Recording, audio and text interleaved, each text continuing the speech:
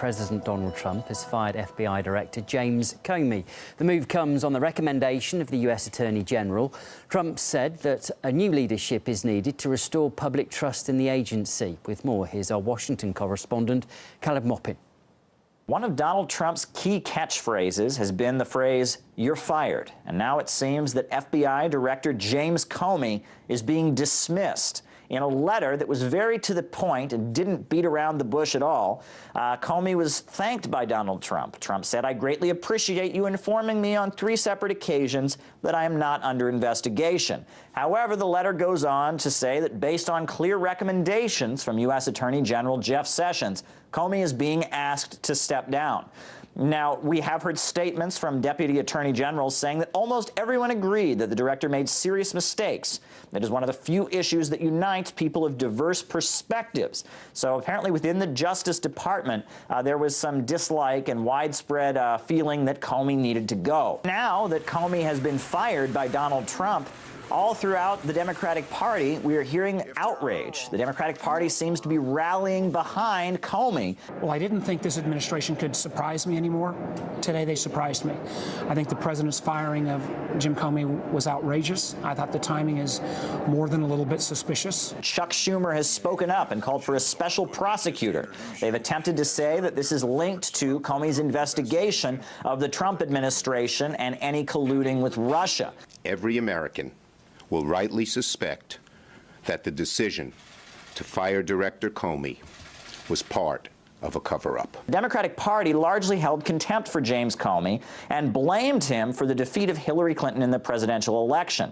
The fact that Comey reopened the investigation into Hillary Clinton's use of her classified emails on a private server seems to have sparked outrage among the Democrats, who felt that this may have swayed voters to vote for Trump and not for Clinton in the presidential election. I think he made a mistake on this, and he clearly has a double standard.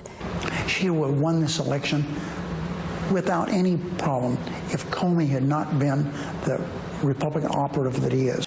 He's made a bad mistake by not following the normal procedures of the Department of Justice. Now, there has been ongoing tension between Donald Trump's administration and the intelligence community. The intelligence community has widely been blamed for leaks. A number of classified statements and classified information that was not meant for the public has found its way to the press. Now, Donald Trump said that trust needed to be restored between law enforcement and the White House, and it seems the implications of the statements coming from the Trump administration and their allies is that a more loyal figure needs to be leading the FBI. The story has, of course, hit the headlines today, with some asking if the firing is even legal, and others have connected it to Comey's probe into alleged Russian meddling in the US presidential election. Experts we spoke to do say that the FBI director, though, alienated himself a long time ago, and his sacking was inevitable. This is not good when the director of the FBI testifies, and then a couple hours later, you get well, he didn't mean that. He didn't mean all the emails. He didn't mean, so he comes across as a very, very sloppy, if you will, administrator. This is the man who Hillary Clinton claims was responsible for all of those Americans voting for Donald Trump.